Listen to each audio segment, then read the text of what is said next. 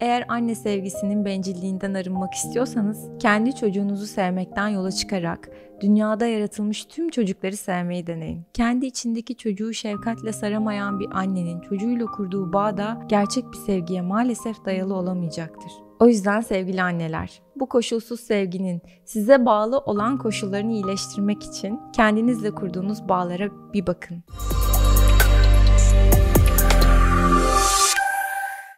Erich Fromm Sevme Sanatı kitabında anne sevgisine özel bir bölüm ayırır ve der ki, anne sevgisi koşulsuzdur ama bir o kadar da bencilcedir. Çünkü anne sevgisi sizi tam olarak onun çocuğu olduğunuz için sevmeyi içerir. Çünkü anne sevgisi önemli bir ölçüde sizi onun çocuğu olduğunuz için sevmek demektir. Anne sevgisinin koşulsuzluğu ve bencilliği aslında annenin sevgisini hak etmek için yapabileceğiniz hiçbir şey olmamasından kaynaklanır. Annenin sizi sevmesi koşullara bağlı değildir. Annenin kendi içsel koşullarına bağlıdır. Nasıl bir çocukluk yaşadığı, sevmeyle ilgili nasıl bir potansiyeli olduğuyla ilişkilidir anne sevgisinin koşulsuzluğu. Ve Erich Fromm şunu söyler: eğer anne sevgisinin bencilliğinden arınmak istiyorsanız, kendi çocuğunuzu sevmekten yola çıkarak dünyada yaratılmış tüm çocukları sevmeyi deneyin. Önce kendi çocukluğunuzu, önce içinizdeki kendi çocuk parçayı sevin diye eklemek isterim. Gerçekten kendi içindeki çocuğa temas edemeyen bir annenin, kendi içindeki çocuğu şefkatle saramayan bir annenin çocuğuyla kurduğu bağ da gerçek bir sevgiye maalesef dayalı olamayacaktır. Çünkü bütün sevgiler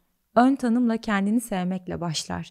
İlk referansımız budur. Sevginin canı acıdığında gerçekten can acısını hissettiği yer bedendir. Kalbinin kırıldığını hissettiği ilk yer kendi kalbidir. Bu referansları doğru kuran kişi başkalarını da, kendi çocuğunu da gerçekten sevebilmeyi başarabilir. O yüzden sevgili anneler, bu koşulsuz sevginin size bağlı olan koşullarını iyileştirmek için kendinizle kurduğunuz bağlara bir bakın. Çocuklar anneleri çok sık tetikler. Özellikle kız çocuklar annelerini çok daha fazla tetikler. Çünkü anne olduğunuzda bir kapsül aralanır ve içinden kendi çocukluğunuz peyda olur. Orası sizin arka bahçeniz gibidir.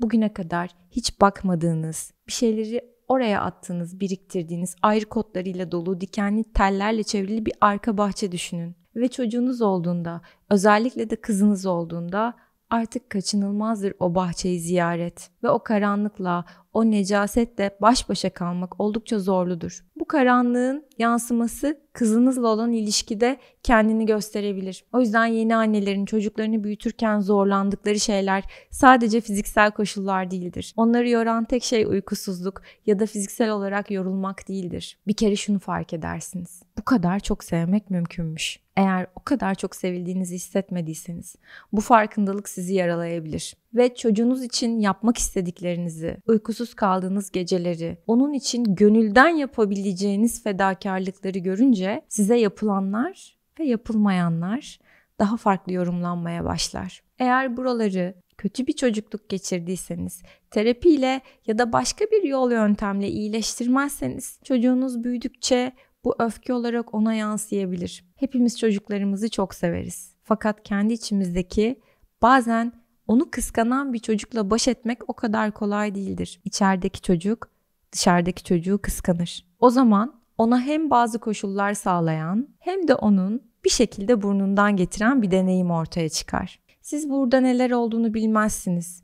Bu sizin başınıza ilk defa gelen bir şey zannedebilirsiniz. Ama bu dinamik açıdan pek çok annenin yaşadığı kolektif bir durumdur. O yüzden bununla baş etmenin belki de tek yolu bunun pek çok annenin başına gelebilecek bir durum olduğunu bilmek, farkında olmak ve farkında olarak yönetmektir. Eğer o öfkeleri fark etmeyerek çocuğa yansıtırsanız, uzaklaştığınız, karanlığınızın arttığı ve onunla ilişkinizin de bozulduğu bir yeniden çocukluk deneyimi kapınızı aralar. Ve zaten zor geçirilmiş bir çocuklukla bir de yetişkinlikte baş etmek o kadar da kolay bir şey değildir. Toplumumuzda annelerin anne olduktan sonra psikolojik olarak çok zorlandıkları hikayelerin pek çoğunun arkasında bu dinamik süreç vardır. O yüzden anneler kızlarından tetiklenir, çocuklarından tetiklenir.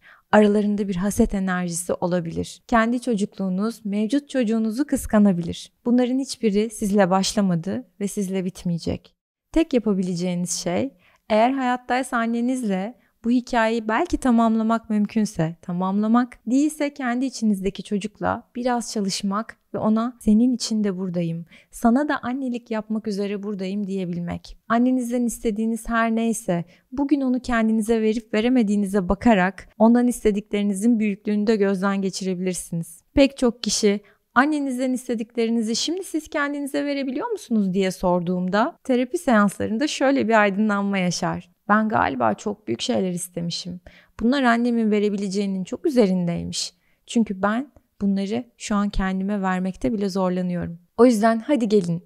Bugün o çocuğun şimdi bu haliyle sizden ebeveynlik görmesini ve keyif almasını sağlayalım. Bu hem size hem çocuğunuza hem de çocuğunuzla olan ilişkinize iyi gelecek tek şey.